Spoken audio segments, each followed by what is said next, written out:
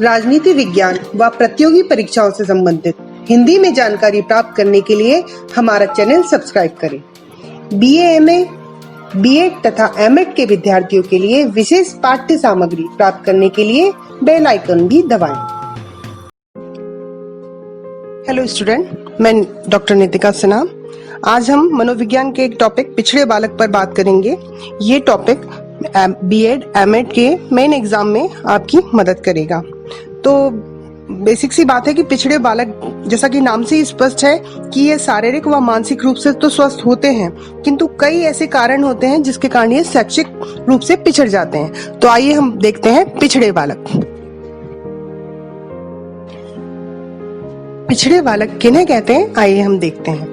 आप जैसा कि जानते हैं कि मानव का जो व्यवहार है वो दो प्रकार का होता है, एक सामान्य और एक असामान्य। सामान्य व्यवहार के जो व्यक्ति होते हैं वो पारिवारिक तथा सामाजिक मानकों के अनुसार अपने को ढाल लेते हैं। वो सामाजिक भी होते हैं और साथ ही समाज में व्यक्ति की अपनी जो आवश्यकताएं की पूर्ति के लिए वो संतुलन भी बनाकर चलते हैं। असामान्य व्यवहार वाले व्यक्ति अपने व्यवहार को असामान्य रूप से प्रदर्शित करते हैं। ये व्यक्ति समाज के सामान्य प्रतिमानों के अनुसार कार्य नहीं करते। अध्यापक पूरी कक्षा को पढ़ाता है, जैसा कि आप जानते हैं कि वो किसी के साथ भेदभाव नहीं करता।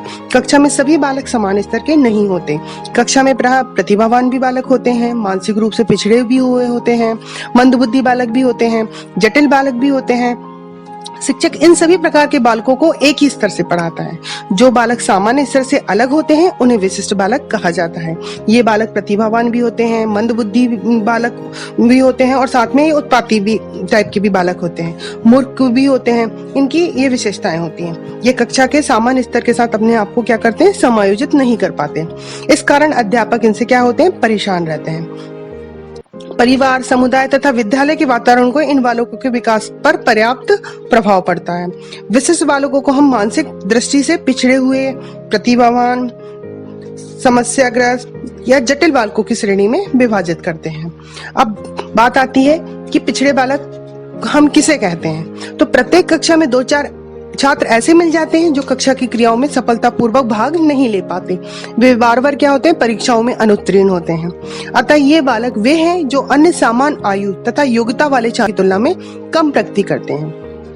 ऐसे बालकों की शिक्षा अत्यंत महत्वपूर्ण है। शिक्षा शास्त्रियों का विचार है कि ऐसे बालकों के बारे में शिक्षकों, अभिभावकों, समाज सेवकों और विद्यालयों, चिकित्सकों को मिलकर ये कार्य करना चाहिए ताकि पिछड़ेपन के कारणों को खोजा जा सके तथा ऐसे बालकों का उचित उपचार किया जा सके।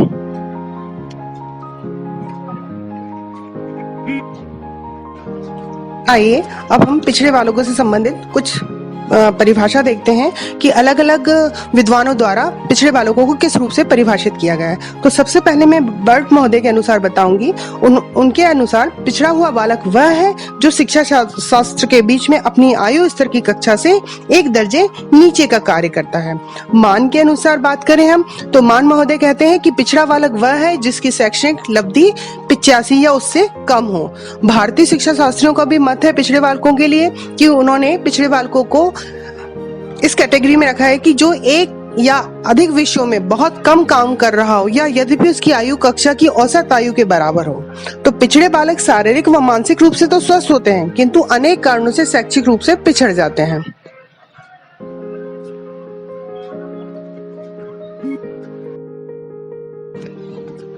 आइए अब हम देखते हैं पिछड़ेपन के प्रकार। तो अगर हम कक्षा में देखें तो पिछड़ेपन के 2 प्रकार सामने आते हैं, एक तो सामान्य पिछड़ापन और एक विशिष्ट पिछड़ापन। सामान्य पिछड़ेपन की बात करें तो जब कोई छात्र पाठ्यक्रम के प्रत्येक विषय में असफल रहता है तो वह सामान्य रूप से पिछड़ा हुआ बालक कहा जाता है। इसका आशय यह है कि कक्षा में जो भी शैक्षणिक गतिविधि होती हैं या किसी भी विषय को पढ़ाया जाता है उससे संबंधित जो भी काम होते हैं वो पूरी तरह से नहीं कर पाता है। अब वही बात करें हम विशिष्ट क्षेत्र में पिछड़ेपन की, तो जब छात्र पाठ्यक्रम के किसी एक विषय या क्षेत्र में पिछड़ा हुआ होता है, जैसे कि मान लीजिए कि वो सोशल साइंस और हिंदी को तो कवर कर पा रहा है लेकिन गणित और साइंस उसके समझ से परे हैं, तो किसी एक विशिष्ट क्षेत्र के अंतर्गत यदि वो पीछे रह जाता है तो ये विशिष्ट क्षेत्र से संबंधित पिछड़ापन कहा जाता है।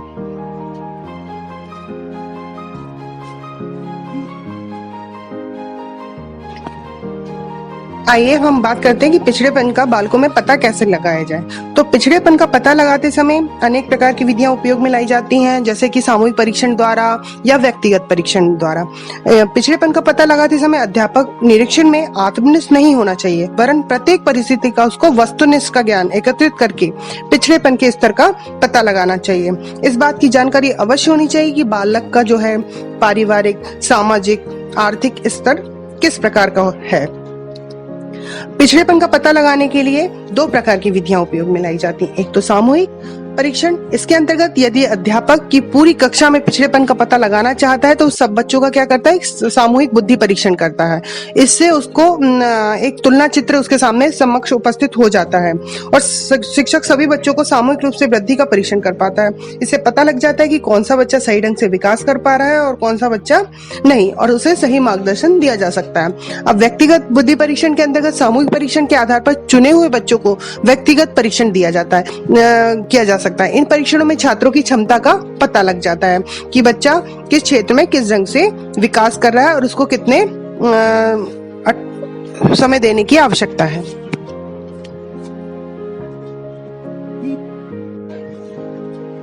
अब हम बात करते हैं पिछड़ेपन के कारण की, कि ऐसे वो कौन से कारण होते हैं जिनके कारण बालक पिछड़ता जाता है। तो हम देखते हैं कि शारीरिक कारण, मानसिक कारण, वातावरण से संबंधित कारण, विद्यालय से संबंधित कारण, सामाजिक और सांस्कृतिक कारण, निर्धनता, भावना ग्रंथि, ऐसे कई कारण होते हैं जिसके कारण क्या होता है, बालक अपना विकास नहीं कर पाता है और वो पिछड़ता जाता है।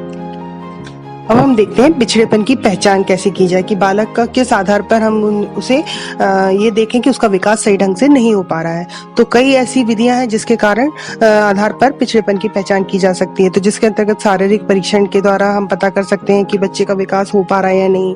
अध्यापकों की राय लेके भी हम कर सकते हैं कि भाई बच्चा क्लास में कैसा परफॉर्म कर पा रहा है, परफॉर्मेंस दे पा रहा है अपना, है ना।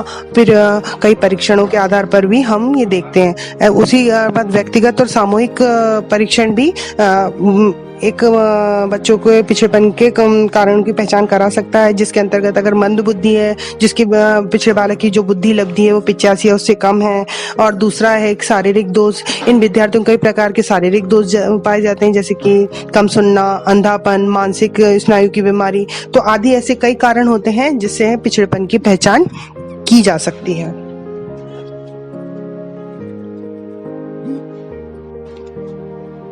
अब हम बात करते हैं पिछड़े बालकों की शिक्षा, कि उन्हें किस प्रकार की शिक्षा दी जाए, किस प्रकार का माहौल दिया जाए जिससे बच्चों का विकास हो सके।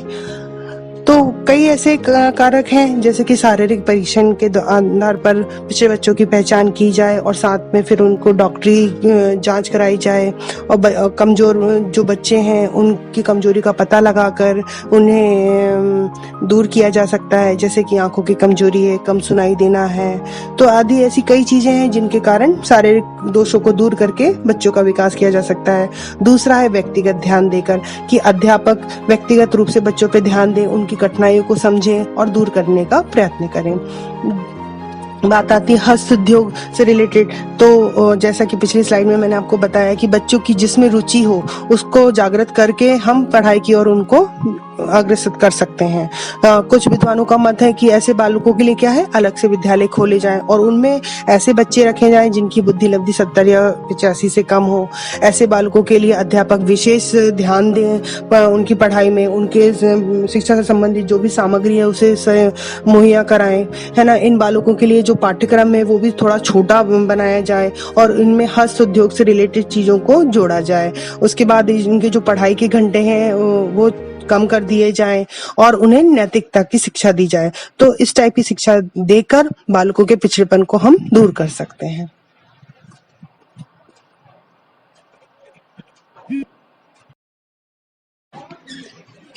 अंत में मैं कहना चाहूंगी कि ऐसे बालकों की शिक्षा अत्यंत महत्वपूर्ण है। शिक्षा शास्त्रियों का विचार है कि ऐसे बालकों के बारे में शिक्षक, अभिभावक, समाज सेवक, विद्यालय और चिकित्सकों सभी को मिलकर ये कार्य करना चाहिए, जिससे कि बालक के पिछड़ेपन का पता लगाया जा सके, उनके कारणों को खोजा जा सके तथा बालकों का उचित उपचार किया जा सके और उनके विकास में मदद की जा सके और उनके पिछड़ेपन को दूर किया जा सके। धन्यवाद।